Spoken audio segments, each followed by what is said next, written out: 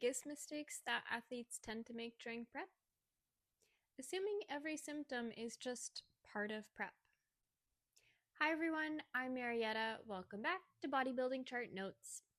Today's chart note is a continuation of the conversation on common versus normal prep symptoms. Specifically, symptoms related to thyroid and metabolic health. Subjective. Now, to be clear, as I've said, prep is a stressful process on the body. So as calories come down and the body fat gets very low, we do expect certain physiological adaptations to occur. But just because something is common in prep doesn't automatically mean it should be ignored. Objective. Some symptoms that I pay close attention to during prep include dry or brittle hair, hair thinning or increased hair shedding, brittle nails, dry skin or like worsening breakouts. Cold intolerance is a big one, constipation, excessive fatigue, beyond what would be considered normal or expected in deficit. Now again, to some degree, these symptoms can absolutely occur during prep.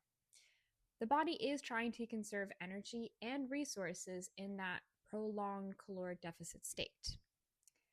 But if these symptoms are becoming significant or worsening rapidly or starting to affect day-to-day function, like how you show up at work or with family or friends, I think that's something that deserves attention sooner rather than later. Because the earlier something is caught, then the more likely you can make those supportive adjustments before the situation escalates. So yeah, that can mean like reviewing your recovery protocols or taking a look at caloric intake, addressing things like the hydration and fiber, or adjusting training or cardio load. And yeah, using targeted supplementation support when it's appropriate. But sometimes, depending on the severity of the symptoms, it may mean actually involving a medical practitioner or even reassessing whether prep should continue at all. I also think it's incredibly important to communicate symptoms openly and honestly with your coach. Sometimes athletes will minimize symptoms because they don't want to appear like weak or difficult or needy or like they can't handle prep. But prep works best when there's honest communication. Your coach can only make informed decisions based on the information that they're given. Assessment. I think bodybuilding culture sometimes normalizes pushing through symptoms for too long. And while prep absolutely requires resilience, there is a big difference between like expected discomfort and genuine signs that the body is struggling or maladaptive. Plan.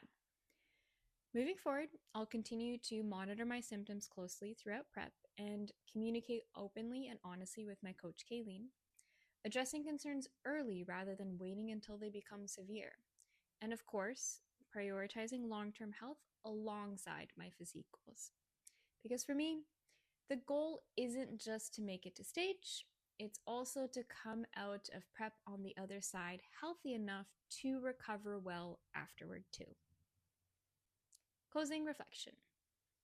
Common during prep doesn't always mean normal, and it definitely doesn't mean that something should be automatically ignored. That's today's chart note. I'll see you in the next one.